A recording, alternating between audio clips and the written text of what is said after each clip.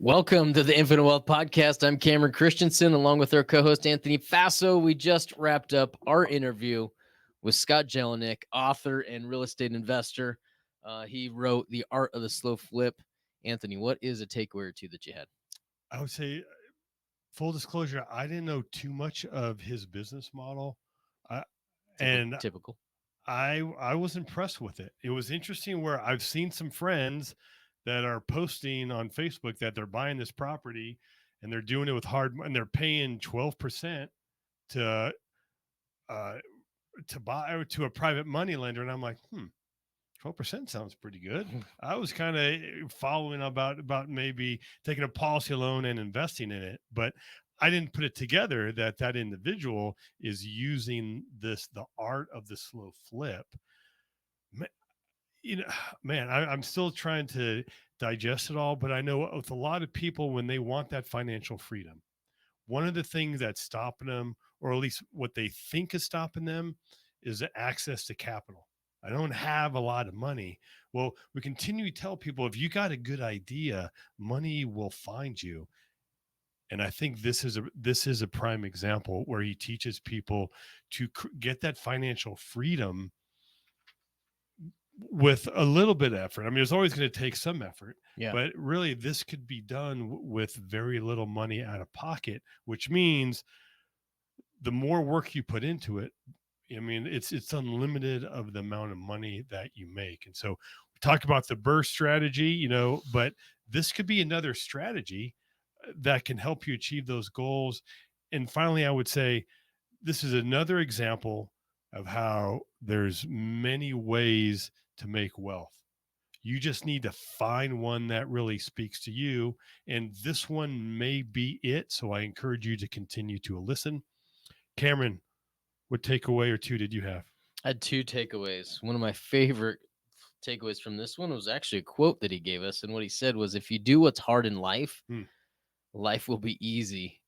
And what he's talking about here is that nothing comes just passively, right? You got to put some effort into it. You were alluding to that.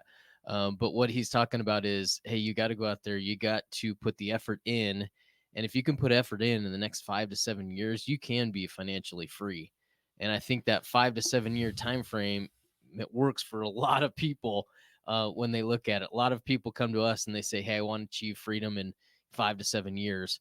A lot of investment opportunities can be a little bit overwhelming as far as the amount of money you need to get started. And so I really appreciated that from him.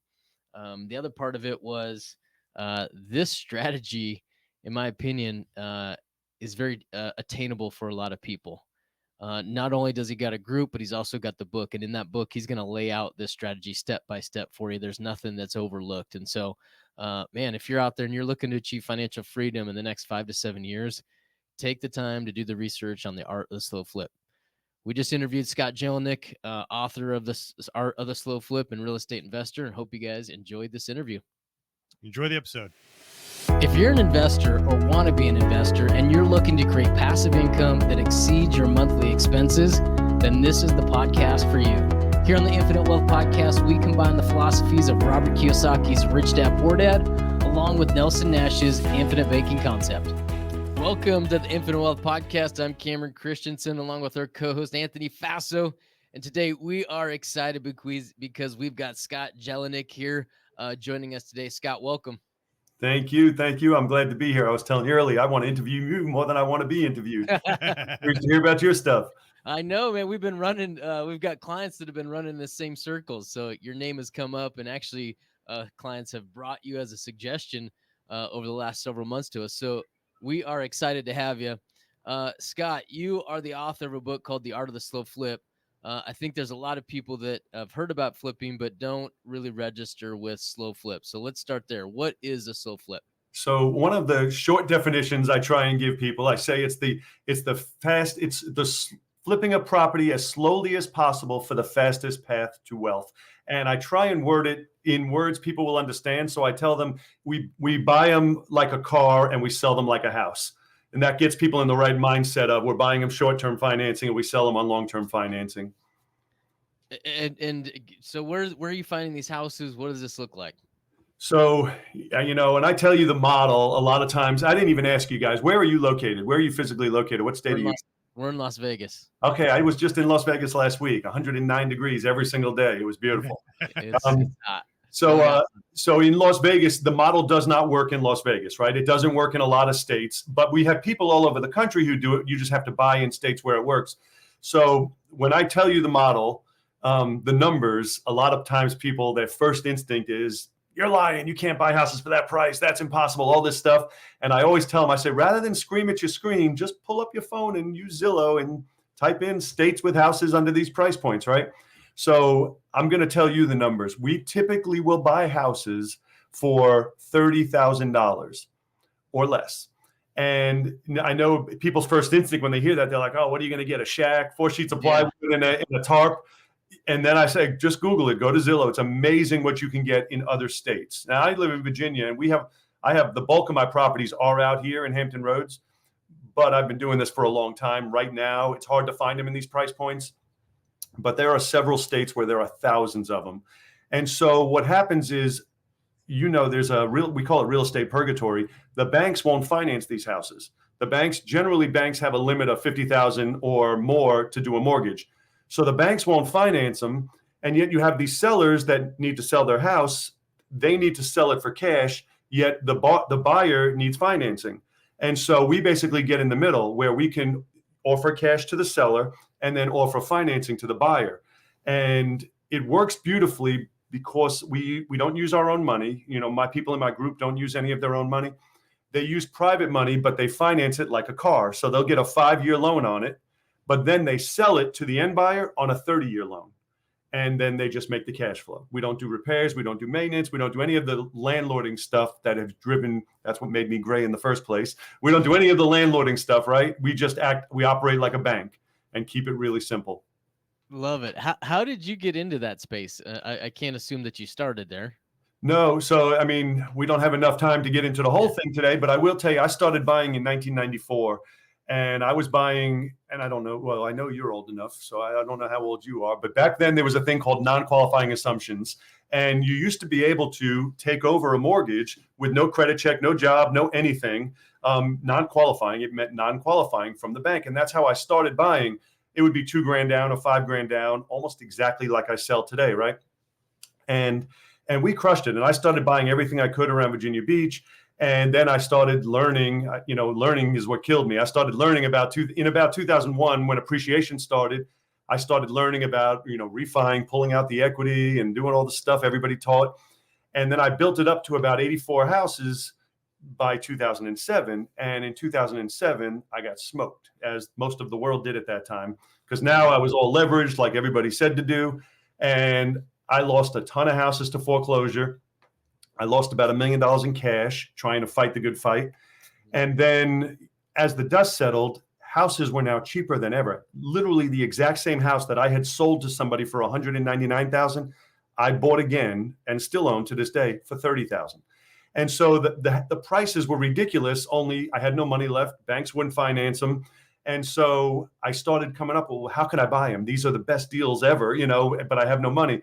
So that was the private money part. I said, okay, well, I got to get people. Hard money lenders only want to lend for 6 months or 12 months. I said, I need people who will amortize it and let me pay it off. And so I started raising my own money with that plan, and we started buying a lot. But then, as you guys know, do you guys have rentals? Yeah. Okay, so if you have traditional rentals, as you know, everybody loves them on paper, but the repairs can be devastating. It can crush you, right?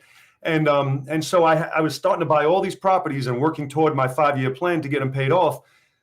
But the repairs were just insane. And there was one quarter, and I always remembered, I think it was 2011, but I think it was July to September. I looked in my QuickBooks and I had like $240,000 in repairs we spent, and I lost it. And I was like, that's it. No more repairs. I don't know how, but we're not doing this anymore. I said, we're just throwing this money away.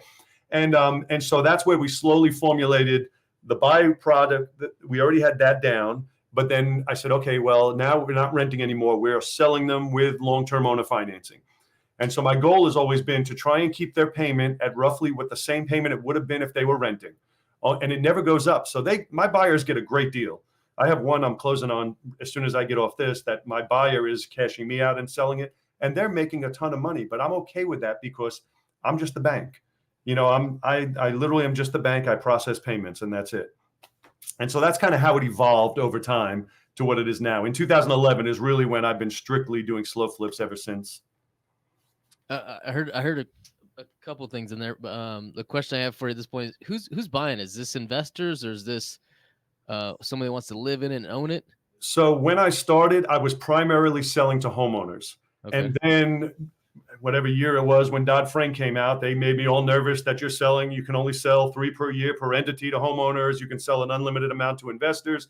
Not that they ever enforced Dodd-Frank, but I wanted to be compliant. Mm-hmm. So at that time, I started primarily marketing to investors. So most of my houses now are investors. To be honest, my Midwest houses are almost all Section 8 landlords. And so they buy them from me, and they might be paying me $700, $800 a month. Now, mind you, they have to fix it up and put a little work into it, but then they're getting $1,300, $1,400 a month from Section 8. So they love it. They didn't have to qualify. They got it for $3,000 down. I love it because I bought the house for $30,000, sold it to them for $89,000, and get $700 a month, which pays me off in 5 years. So everybody wins. And that's the way our whole model is always planned, that everybody wins. Our lender wins, our buyer wins, the seller wins, everybody in the transaction wins. Okay, Scott, you started throwing some numbers out there, you know, and I'm a recovering CPA. When I hear numbers, I kind of want to see how it all goes. So do you mind if we kind of is it okay to walk through a deal? Absolutely. And of course, we try to keep it a little, not too much in the details so Cameron can understand. Okay. We'll speak slow for him. Yeah. Awesome. Thanks, guys. Awesome. Thanks. So what I'm hearing is you buy this house for $30,000.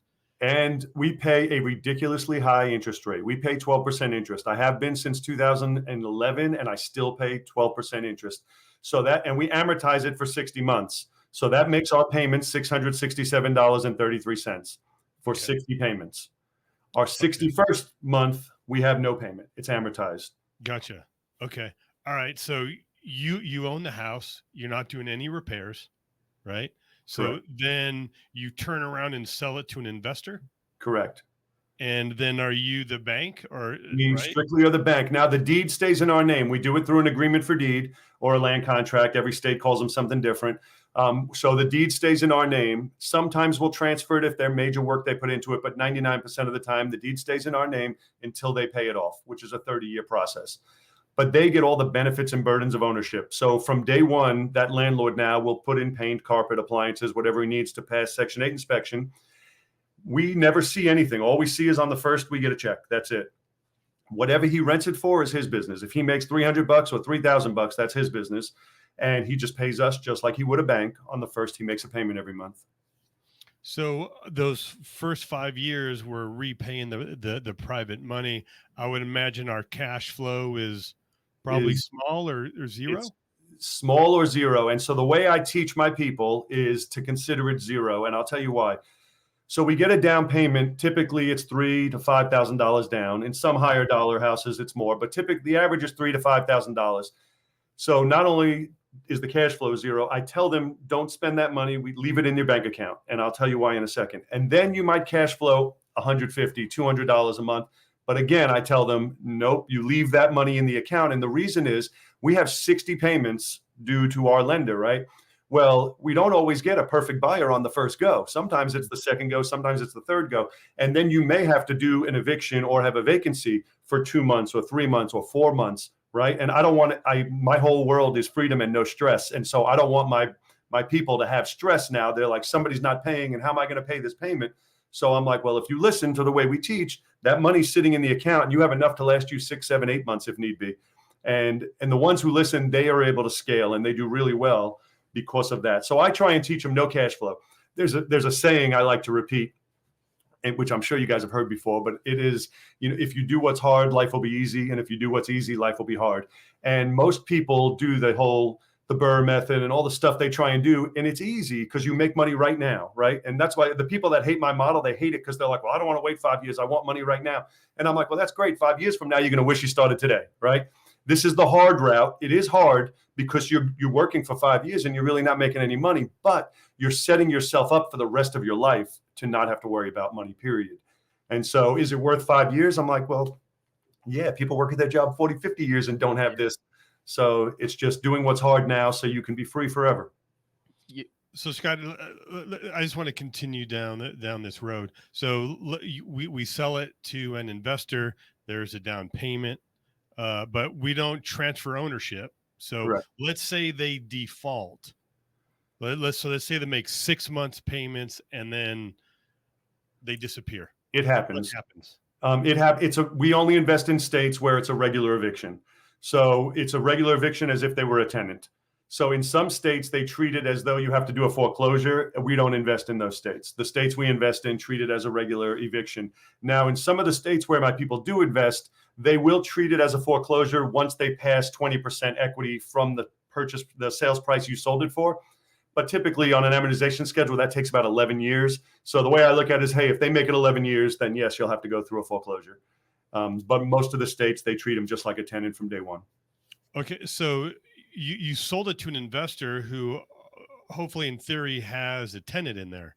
Correct. So there's really two parties. So, but you're still the owner. Correct. Right? So I would assume what happens to the down payment and the monthly payments that they did pay you in this example for 6 months? No different than if you paid Bank of America for 6 months and then defaulted. They don't send you a whopping refund check. That's okay. Yeah. Okay, perfect. So now there's a tenant in there with a lease agreement to the investor. Correct. What happens to that tenant? If the tenant was there and the investor didn't pay, they're going to get evicted just the same. Like if the investor was scamming and the investor was collecting their money but then not paying, then they would still be evicted. We only have a contract with the landlord. Again, the same as a bank. I generally try and answer always the same way. I say, well, what would Bank of America do? And that's what we do. If you have a property, a rental property, which you do, and you have a bank mortgage and you default, it gets foreclosed on the exact same, whether or not there's a tenant in there. And then after the auction, it depends on your state if they do auctions. After the auction, whoever won it will have to make contact with the tenant and give them their 30-day notice and then go through evicting that tenant. But it's the exact same. Mostly everything we do is the same exact process as if what would a bank do? This is very interesting. One of our he's even Nick was on our show before, and he's been a coach for a while. I saw him posting on Facebook of these properties that he's buying with private money, and which he's talking exactly what you're describing. I just didn't put it together, and Nick is on here, and so he's enjoying it. I know he's closed. I don't know. I at least on Facebook, I've seen like 3 or 4. Yeah. What's funny is when people don't know what we're doing, like you may have seen those pictures and been like, what is he buying? What an awful house. You can't buy a $25,000 house and expect to do well, because everyone teaches the opposite. Stay away from those, stay away from them. And that's why we love them. We call it real estate purgatory. Nobody wants them. And everybody's like, stay away from those houses. You're going to get crushed. They're the worst tenants, the worst maintenance, the worst everything. And they are right for a rental. For a rental, they will be the worst property you've ever owned in your life. But we don't operate as a rental. We're just collecting payments. And so it's a different situation for us. For what we do, it's completely different than the rental. You mentioned defaults and kind of buyer turnover, but you also mentioned that sometimes an investor will come in and buy it and fix it up. Do you ever get it back in better shape? Quite often, yeah. We've had houses. I've had to pull over and call the office and ask for the street address because I'm like, I don't recognize any of these, and because they've sided it and roofed it, poured a driveway, and I'm like, I know I've been here before, but I don't recognize which one is it. Like I'm driving past it looking for it. So yes, sometimes they completely renovate it and it's a completely brand new house. And people are like, well, yeah, but that's not fair. They did the work. And I said, well, go tell Bank of America that when they foreclose on somebody. My whole rule is if you keep your end of the bargain, I keep my end of the bargain. As simple as that. Even if like the one I'm closing on today, I paid $21,000 for it. She bought it from me. It was deplorable condition about 6 years ago for $60,000. She's been paying on it since, but she's selling it today, I think for like $130,000. I don't care. You keep your end of the bargain. I keep my end of the bargain. I'm not worried about what someone else makes. I've had buyers of ours turn into sellers, walk away with over $100,000. And everybody's like, yeah, but that could have been your money if it was a rental. I said, yeah, if I spent 40 grand renovating it, spent $300 a month keeping the maintenance up, I don't want that money. I want the bank money. I sit around and collect my check, and that's it. I don't have calls. I don't have leaks in sinks. I don't do any of that stuff. I'm just the bank. So when my buyers make money, I'm happy for them. I want them to make money. The more my buyers crush it, the more they want to buy. Yeah. You know, I like the win-win scenario. And then Jason Jasper had commented that's the key. Bank of America won't change your toilet. Right. And I tell people that when they call me, I said, you know, sometimes when we do paperwork, I said, listen, if you have a leak, you wouldn't call the bank, don't call me. And I'll tell them just like that, you know, treat it as though it's the exact same. It will be the exact same end result. The wording I use when I'm sitting with somebody at a table, when they're trying to understand how it works, I say, when you buy a house from a bank, the deed goes on your name and then you pay for 30 years. When you buy a house from me, you pay for 30 years and then the deed goes in your name. It's the exact same end result.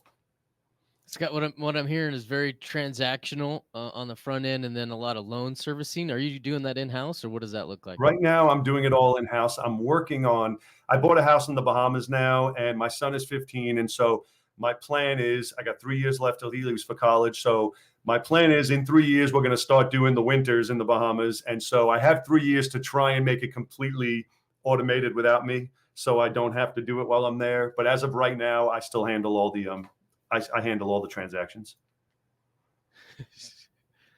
So what? I don't know where this came from. All right. Well, we're going to ask, who is Scoot? Join live so you can ask Scoot questions. Oh, I think we must have misspelled his name. Ron's making fun of you, Paso. Sorry, hey, Scott. We must have posted your name as Scoot somewhere. I tell everybody I went to school for accounting, not English or art. So sorry, Scoot. Yeah. No worries. Thanks, Ron. You mentioned kind of this strategy. How would this compare to kind of BRRRR or other strategies, right? When would someone consider this? So the challenge with BRRRR is, and now mind you, people love BRRRR. So every time I talk against it, it's an argument I won't have, because I always tell people, I said, if you argue it, you will lose the argument, because they can prove the BRRRR method works with a calculator. And it does. But what they can't prove is, and this is what I always tell people, I said, it all works until it doesn't. And so I loved the BRRRR. I was the biggest fan of the BRRRR method. I wasn't training or coaching back then in the 2000s. However, if I was, I would have been teaching the BRRRR method. That is what I did, and that is what I loved. 2007 was devastating. People say 2008, but my QuickBooks shows it happened in 2007. It was devastating. It was a crushing blow. And people are like, oh, well, then you must have been doing it wrong. I'm like, no, nobody was paying. The values got plummeted. If you Google right now how much values went down, they'll tell you they went down like 30%. It's a lie. The same houses I bought back that were 200, I bought back for 30. That's how much they went down. But if you like read the research of what happened during the bust, they're like, oh, it went down 30%. And no, that is not what happened. That's just the statistic they threw out there now after it recovered. But so like I've been against the BRRRR since the bust, right? However, I just talked about this last night, and I'm like, it's 16 years now. So if you started the BRRRR method then, anybody who started in 2008 or later loves it, and it's been working out beautifully for them. So there's nothing the matter with it, unless there was another event, and there might be one tomorrow, or there might never be one. And so I can't say it's bad or doesn't work. It all depends on what ends up happening with the market. What I will say, and this is what I always tell people, I say, yeah, it very likely will work if we don't have another catastrophic event or something that happened like 2008, but I am too old to start over. I said, I am not starting over again, and which is why I'm all about free and clear now. I'm the opposite of BRRRR. Like, I teach my people to be, I have a house here free and clear. I have all my cars are free and clear. I have no credit cards, my rentals, everything's free and clear. I love that. The only argument people can give you on that is they're like, you can make so much more money if. They love this sentence. If you did this, this, and this, you can make so much more money. And then my answer is, to do what? So I have more money that I'm not going to spend. And the other way I like to word it, you can laugh at me, I always say, if you're playing the game to die with the most money, then the BRRRR method's for you. But if you're playing to live the best life, then slow flips are for you. Because you got 5 years and you're free. You're not going to have the most money. You might have $10, $20, $30, $40,000 a month coming in, which is plenty for you to live a great life. But you're not going to have the BRRRR people are like, oh, I have $28 million worth of houses that are going to be paid off when I'm 96. And, you know, I'm like, all right, well, when you're 96, that'll be great for you. But we just try and focus on freedom and having everybody live a great life. Well, Scott, I like what you're saying, and it's a prime example of one of the many reasons why we love real estate. There's so many things that you can do with it, and there's not one way that is the best. It's really what way is going to flow into what you're trying to accomplish. The BRRRR has its advantages, Right. but also the disadvantages. You're the ones getting the calls on the toilets. You are taking on some risk, because believe me, I know a good friend of mine who did a flip and it did not turn out well. I mean, and so when he went to refi, the values were less, Yeah. and he's left holding the bag. Here, it seems like it's more. Well, for one, it doesn't sound like you're putting any money into it. You're using other people's money. You're not handling the toilets or the tenants. And again, it's all about the cash flow. Like Cameron has on his shirt, our goal is our passive income to be more than our monthly expenses. And Now, this I was is going to a ask you, way. shirt. I read it a few times. I was trying to figure it out. I like it. Passive income greater than monthly expenses. I love it. Anthony, you're just talking about some of the pros and cons of real estate. Scott, one of the things I'm hearing, correct me if I'm wrong, is that are you, let me say it this way, is one of the best things about real estate is appreciation. Are you losing appreciation in this strategy? That is a great question, and that's one of the big arguments against slow flips. People are like, "Yeah, but you're not gonna capitalize on the appreciation." They are right to a point, but the reality is we build in our appreciation on day one. So we can buy a house for 30,000 and sell it for 89,000 on day one. And yes, it may appreciate beyond 89, but we did it on day one. And then if you factor in, I don't know what you're a CPA, so you track your expenses. The average on rentals, people love to argue it, but it's a fact, ends up being about $300 per month per property. And you don't pay it per month. You might not pay it for 5 years. And then you have to paint carpet, change the air conditioner and everything else, because people love to argue. And they're like, no, I haven't done any repairs in 2 years. I'm like, well, that's great. But at some point, you're putting that money in. So if you factor in that $300 per month per property over 5 years, 10 years, 20 years, well, yeah, you might have got that appreciation, but you paid it out in cash. And yes, there are circumstances like this one I'm telling you today. I bought for 20. I think I sold it for 69 or something originally. It's worth a bunch more than that now, but it was a dump when I got it. She renovated it. She's been paying on it. I try to live with the mindset of strictly the bank. The bank is just making money on money. And, sometimes I tell people, I said, well, we're really not even in real estate. We're in finance. Real estate's just our product. And so, yeah, sometimes we would miss out on appreciation, but we're building in our appreciation on day one. Oh, so, maybe I don't think I fully asked what went through the example that we were discussing. We had bought a house for 30, right? And what we didn't talk about, what are we selling it for? Yep. So the average sale price is 89,000. The average monthly is 875. Now in my market, they've gone up a lot. So we're getting like 1375 for those same houses now. But Midwest, which is where most everybody's buying now, they average $30,000 purchase. The average sale is 89,000 and the average monthly payment is 875. Well, Scott, how are you able to find this for 30 and turn around and sell it for 3 times as much? So that is a great question. And that's what hangs up most people, because they're like, they're available for 30. So why would somebody pay you 89,000? It doesn't make any sense. They can go buy it for 30. The problem is they can't. The one that's 30, they got to pay cash for. And ours, they only need $3,000 down and the same amount they're paying in rent now. And so the conversation goes like this. I can be talking with somebody and they're like, oh, how much is it? It's 89,000. They'd be like, man, that's a lot. I looked for another one on the block that was the same thing and it was only 40 grand. And my answer is, well, I would buy that one. And they're like, well, I can't. I spoke to that guy and that one you got to pay cash for. I'm like, well, then I would buy mine. And it's as simple as that. It's the reason they pay that money for it is because they can. If they were able to pay 30, they would. So the other thing I like to tell people, and I always bring it to a bottle of water. Sometimes if there's a female in the room, I'll use her handbag and use Louis Vuitton and Walmart. But Cameron's get out of here. Well, if he had a handbag, but so you can look at a bottle of water and you're walking out of Sam's Club, you buy a case of the water there and it's 10 cents per bottle in the case. There's a machine at the door where you can buy it for 25 cents. You go to Subway and it's $3. You go to a ball game and it's $7, the same bottle of water. Why would anyone pay $7 for a bottle of water you can get for 10 cents? I'm like, well, because I'm sweating and I'm at the game. I'm going to pay it because I'm thirsty, and not instead of waiting and going to Sam's Club and buying a case of it. That's the only reason. So why do people pay the prices we ask? Because it doesn't affect them at all. They're looking at it's $875 a month they're paying right now to rent, or they can pay $875 a month and own. And guess what happens? And this is what I tell my buyers too. I said, guess what happens next year with your rental? You get a nice letter from your landlord saying that it went up $25. For us, you're going to have that same payment for 30 years. You don't have to worry what's happening in next year and 5 years. As long as you keep your end of the bargain, nothing changes on your end. Our buyers love us. There's a big benefit to the buyers. I'm sorry for cutting you off. No, you're fine. Did you say that you're selling properties the same day? Generally, you'd be surprised. Somebody just posted in my group the other day, they sold one in 16 minutes. Wow. The demand is insane because they can't get it anywhere else.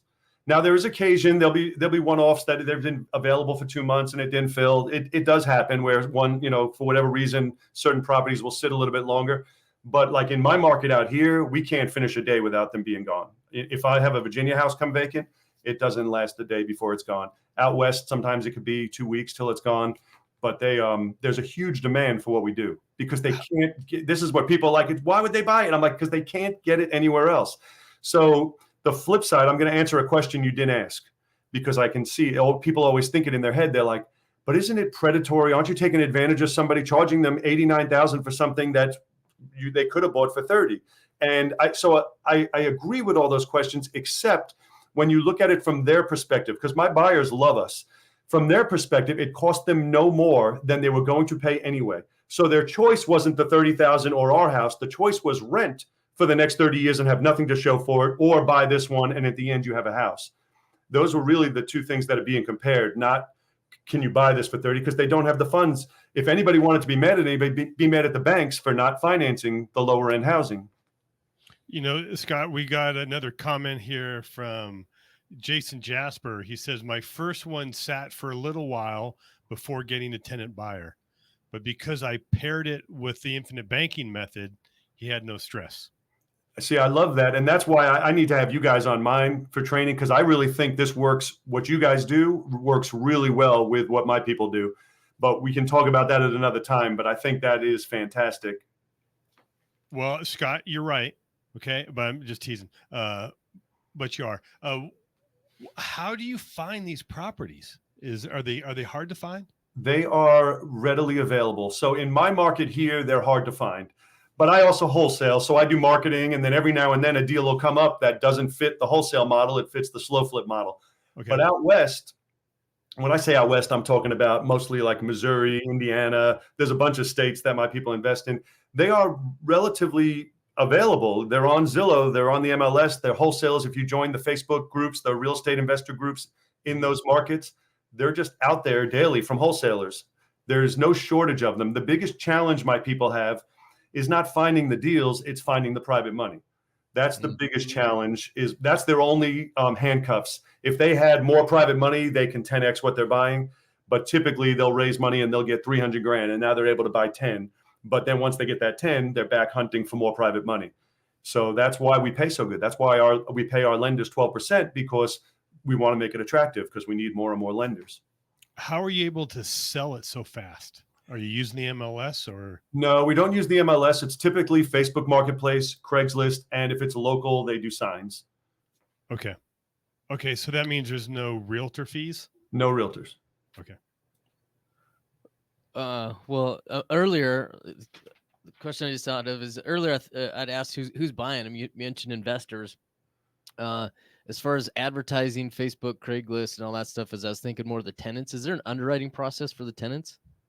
So for our investor, you're talking about the person who buys it from us, or for us when we sell them? Well, the last comment you made there made me think more of like the tenant that's actually in there, not the landlord.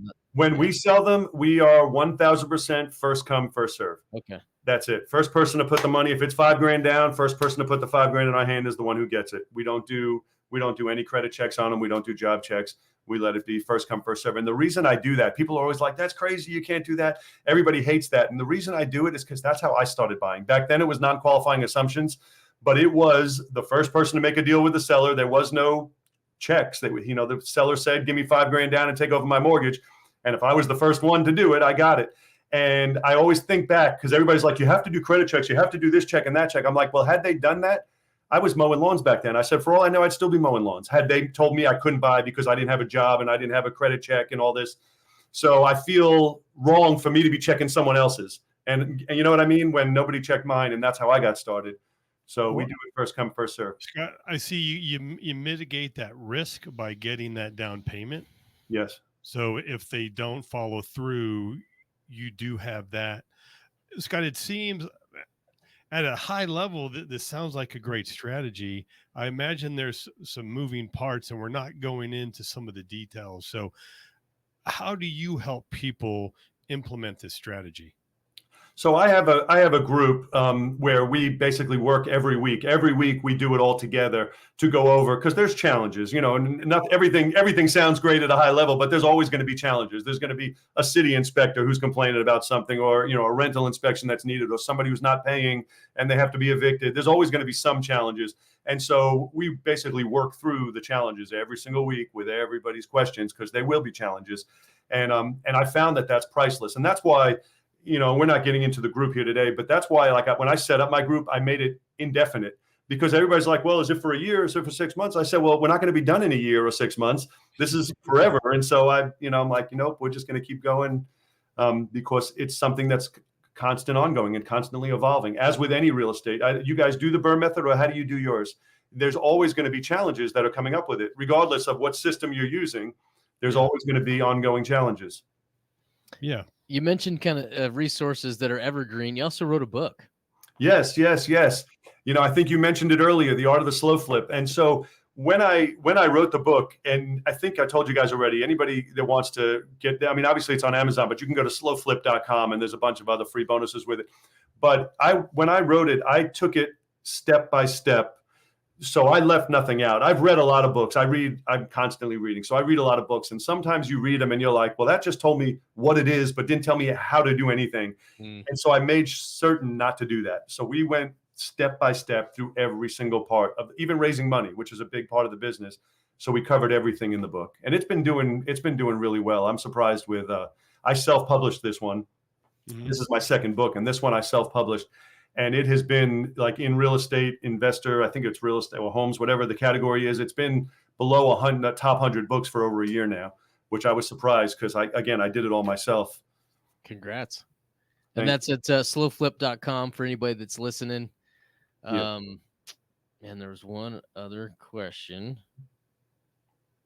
I've got one that I just forgot, but this one, you said you're hosting. What's the platform you're hosting on? Is it Facebook? Is it school?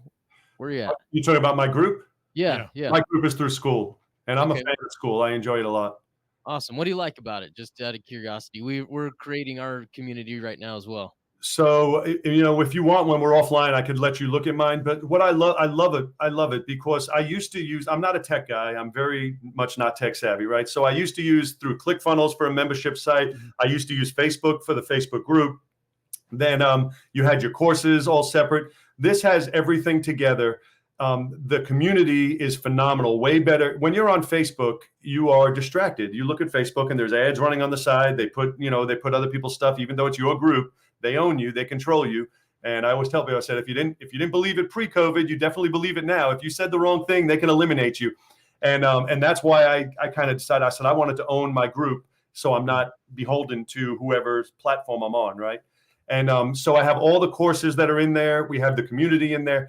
They also tried to gamify it by making it like you get points for likes, and there's a leaderboard, and there's a calendar in there, so you can put your stuff, weeks, months, years in advance on when your meetings are or what you're doing.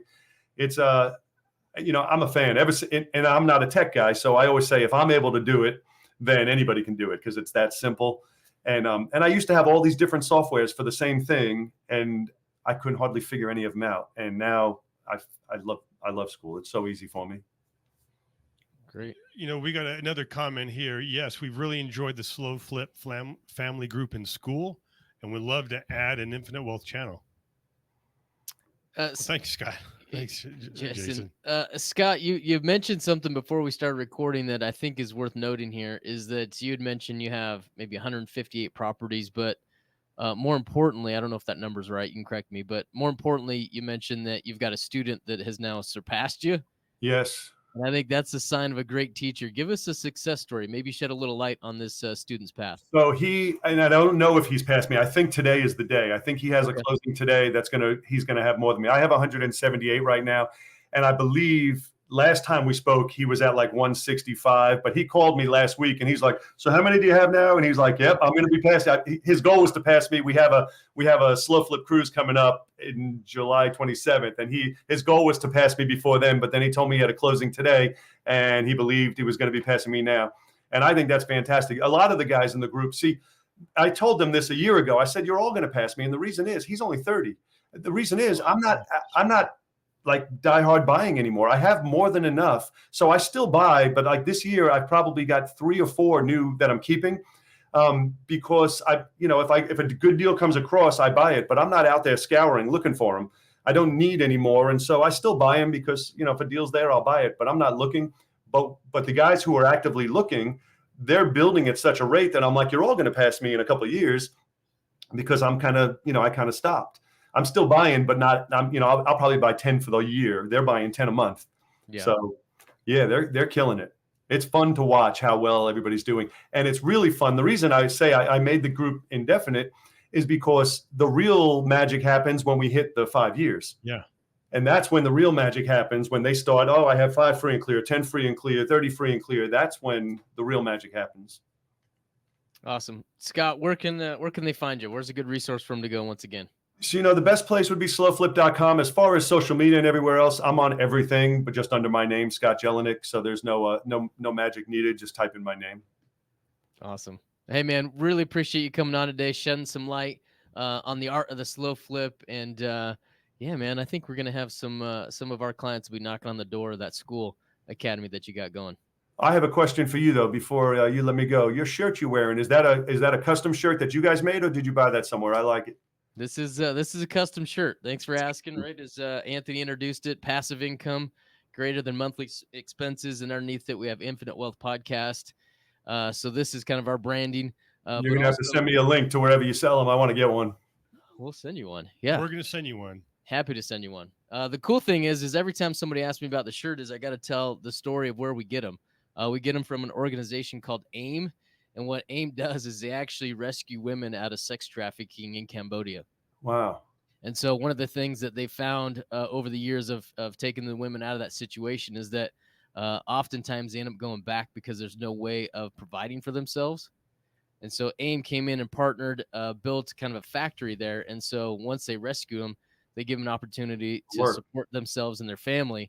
And so that's really where these shirts come from, and that's where we order them from. So, Scott, happy to send you one. That's fantastic. That's an awesome story. Yeah.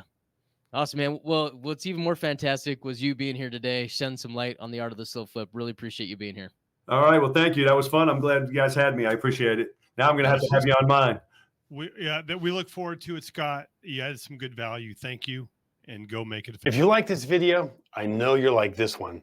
And if you want to learn how investors use infinite banking to increase their returns and lower their taxes, check this out. And if you have some questions and want to see if infinite banking is for you, hop on a discovery call with us. Link for that will be in the description.